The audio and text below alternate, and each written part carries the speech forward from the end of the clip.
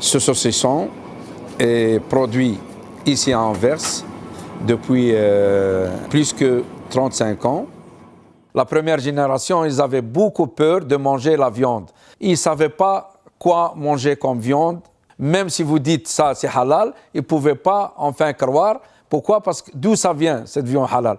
Alors, mon frère a pensé de développer la charcuterie en halal pour enfin avoir le même produit de saucisson que les Belges prenaient. Alors là, il est parti dans les campagnes. Il a trouvé là des produits qu'il peut acheter comme poulet, comme mouton.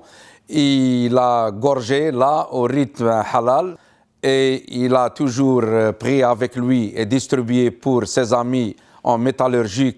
Ses amis, ils sont enfin demandé alors qu'ils peuvent acheter de chez lui. Alors il prenait les kilos et les demi-kilos dans son petit fargon et il y avait 3 shifts dans le métallurgique.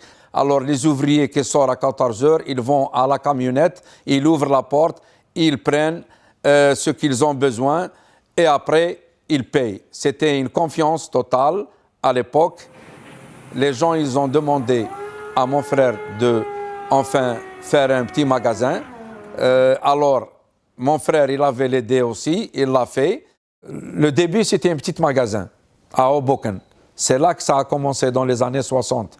Il y avait beaucoup de clients qui venaient enfin de tous les environs, de l'Allemagne, de la Hollande et de tous les villages parce qu'il n'y avait aucun boucher musulman. Alors on avait la clientèle un peu de tout.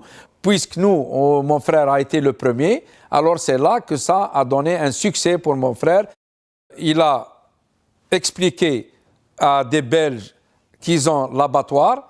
Alors c'était très difficile pour eux parce qu'au début, ils rigolaient, ils disaient « Allez, c'est la même chose. » Mais peu à peu, ils ont compris, c'est-à-dire qu'un musulman ne peut pas manger la viande non halal. Nous, à l'époque, on ne pouvait pas acheter un abattoir. On pouvait seulement gorger. On était seulement comme des clients.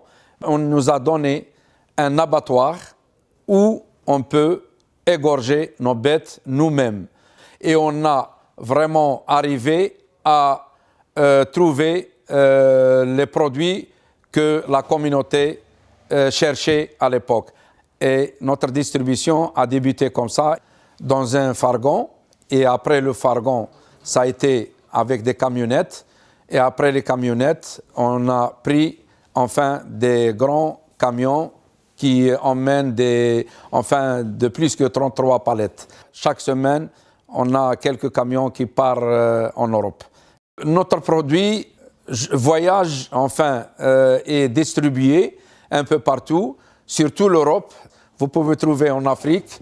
Ça a grandi peu à peu jusqu'à maintenant qu'on distribue maintenant à des grandes surfaces, à des grossistes, à des livreurs. C'est d'une génération à une génération et j'espère que ça reste développé encore avec mes enfants et les enfants de mes enfants et le suivi.